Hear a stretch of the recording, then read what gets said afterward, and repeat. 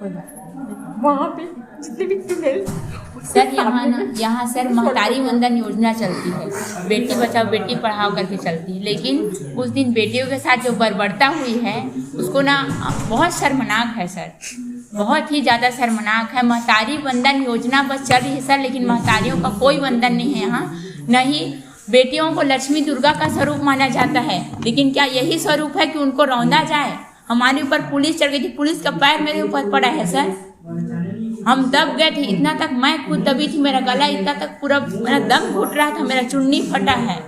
यहाँ तक कि हमने वहाँ पे रिक्वेस्ट भी किया कि सर आप प्रतिनिधि को बस बुला दीजिए, हम खुद से यहाँ से चले जाएंगे, यहाँ पे कुछ नहीं करेंगे। यहाँ तक कि हमने वही बोले कि संविधान का पालन करते हुए हमने किसी भी सार्वजनिक चीज़ का वो नहीं किया, नुकसान नहीं किया है, लेकिन फिर भी हमारे साथ ये चीज़ हुआ है।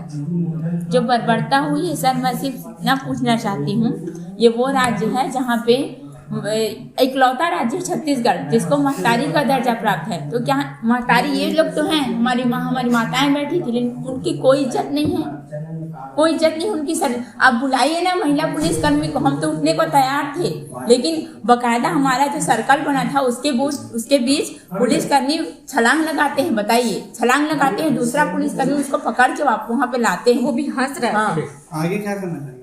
मैं बस इतना बोलूँगी, मतलब मैं जितने भी सरकारी कर्मचारी हैं उनसे भी निवेदन करूंगी, जितने भी माता बहनें हैं, जितने भी जनता है उनसे भी निवेदन करूंगी कि हमारी कोई गलती नहीं है। नोटिफिकेशन देख के हमने यहाँ पे तैयारी किया, इतने साल का जो हमारा मैं बताना चाहूँगी कि मैं मिडिल क्लास से बिलोंग करती हूँ।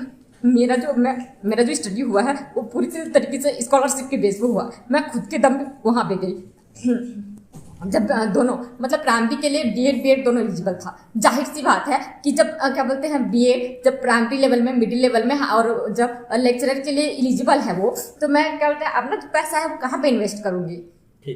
कहाँ पे इन्वेस्ट करूँगी? बीएड में ही करूँगी ना, रह से बात है। और एक तो ये हुआ कि कोविड आया, बोलते हैं हमारी बात को सुनने के लिए यहाँ पे आप लोग आए हैं, आपका तहे दिल से मैं धन्यवाद करूँगी। मेरा नाम रमाबाई है और क्या बोलते हैं मैं टर्मिनेटेड बीएड सहायक शिक्षिका हूँ गीदम से। यहाँ पे आज जो क्या बोलते हैं मैं आई हूँ उसको मैं बताना चाह रही हूँ कि परसों रात को जो हमारे साथ क्या बोलते हैं हादसा हुआ, मतलब हमने एक संविधान का पालन करते हुए परमिशन लेने के लिए हम गए थे जो पालकों के द्वारा था, और ऐसे कई भी हमारे द्वारा क्या बोलते हैं परमिशन लेने के लिए हम जब गए थे तो बहुत सारे जो परमिशन है वो रद्द हो गया, मतलब कैंसिल कर दिए, जिसकी वजह से जो पालक थे वो चिंतित थे और हमारे बिहाफ में वो लोग परमिशन लेने के लिए गए थे, और जब वो लोग परमिशन लेने के लिए गए तो उसको भी कैंसिल कर दिया गया। तो वो बहुत ज़्यादा चिंतित थे, जिस वजह से वो मरीन ड्राइव में जाके बैठे थे और वहाँ पे किसी का कोई नुकसान नहीं कर रहे थे। यहाँ तक कि सार्वजनिक जो वस्तुएं हैं, सार्वजनिक जो चीज़ें हैं उसका हमने कहीं पर भी नुकसान नहीं किया है। आप चाहे तो देख सकते हैं, वीडियोज़ वगैरह भी उस दिन का है।